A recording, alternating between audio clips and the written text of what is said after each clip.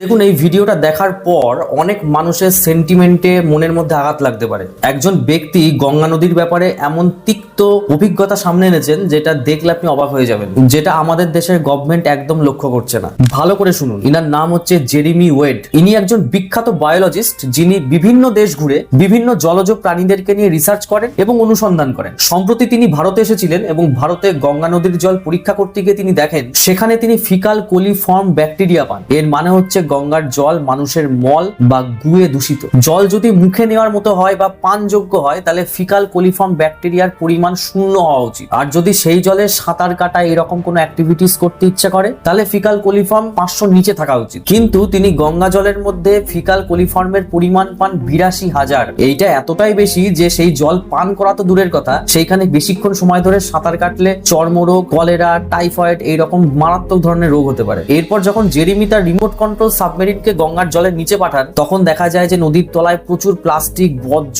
আবর্জনাতে ভরা, যার জন্য কয়েক মিনিটের মধ্যেই তার সাবমেরিন বন্ধ হয়ে যায়। সবচেয়ে বিপজ্জনক বিষয় হচ্ছে গঙ্গার জলের মধ্যে ক্রোমিয়াম, লেড, আর্সেনিকের মতো ক্ষতিকর রাসায়নিক রয়েছে যা কানপুরের ট্যানারি বা চামড়া প্রক্রিয়াকরণ কারখানা থেকে আসছে। আর এই কারখানার নোংরা, বর্জ্য সবকিছু ডাইরেক্টলি ওই গঙ্গার জলে ফেলা হয়। তাহলে যে গঙ্গাকে আমরা মা বলি, মা সম্বোধন করি, সেই গঙ্গার অবস্থা যদি এইরকম হয় তাহলে কি এই গঙ্গার জল পরিষ্কার করা উচিত নয়? সেইটা নিয়ে কি আমাদের কোনো রকম মাথা ব্যথা রয়েছে? এইটা শুধুমাত্র গঙ্গা নদী বলে নয়, ভারতবর্ষের যে কোনো নদী, পুকুর বা যে কোনো জঙ্গল, এই জিনিসগুলোকে রক্ষা করা দায়িত্ব। লাস্ট একটাই জিনিস বলার, আপনি সেই সব দেশের নদীগুলোকে দেখুন যেখানে নদীকে নদীই বলা হয়, মা বলা হয় না, সেই সব নদীগুলোকে একবার চেক করুন। আর যে দেশে মানুষ নদীকে মা বলে ডাকে সেই দেশে নদীর অবস্থাটা দেখুন। ভালো করে মাথা ঠান্ডা করে বিচার করে দেখুন আপনার কি মনে হয় সরকারের দায়িত্বকে এই বিষয়ে নেওয়া উচিত? আপনার মতামত কমেন্ট করে জানান।